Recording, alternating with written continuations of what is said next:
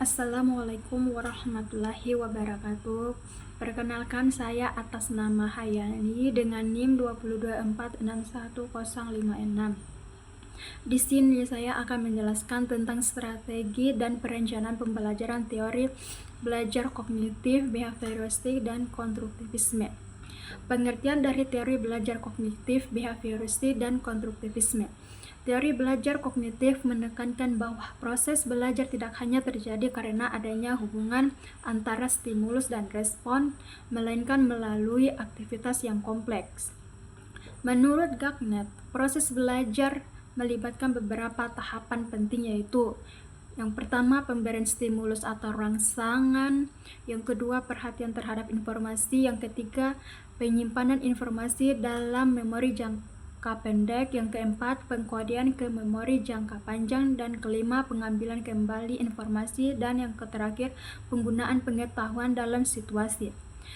Teori belajar behavioristik. Teori belajar behavioristik lahir dari penelitian yang dilakukan oleh Ivan Pavlov pada akhir abad ke-19 dan awal abad ke-20. Penelitian Pavlov tentang pencernaan hewan mengarah pada pengakuan bahwa hewan yang sedang dipelajari akan mengeluarkan air liur ketika asisten laboratorium yang ditugaskan untuk memberi mereka makanan memasuki ruangan, apakah makanan yang sedang ditangani atau tidak.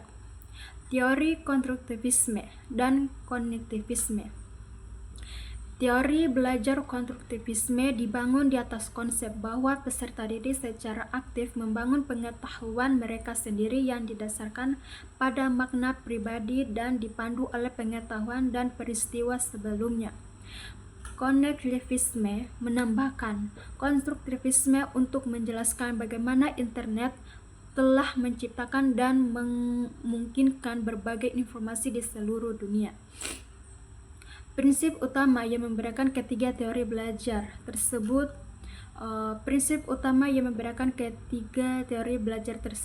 yang pertama, teori kognitif menekankan bahwa belajar merupakan proses mental internal yang melibatkan pemrosesan informasi, memori, dan penalaran. Yang kedua, teori behavioristik. Teori ini menekankan pada perubahan perilaku yang dapat diamati sebagai hasil dari hubungan antara stimulus dan respons.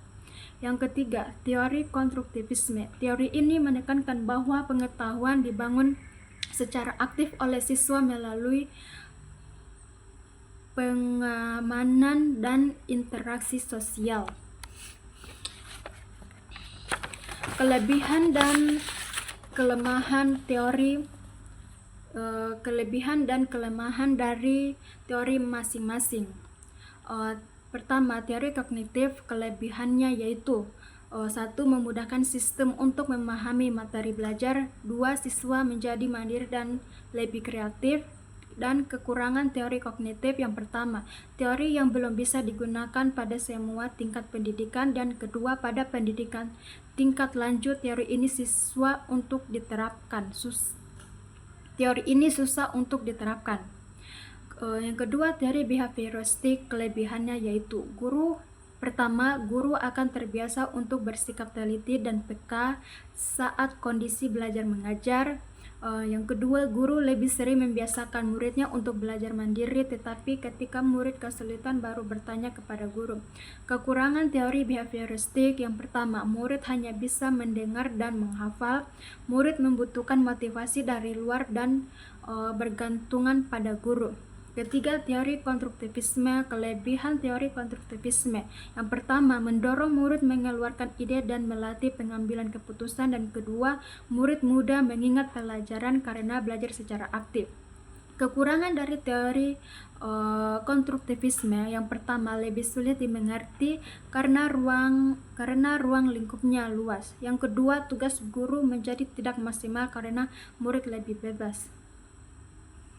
Nah, itulah penjelasan dari ketiga teori konstruktivisme, behavioristik, dan kognitif.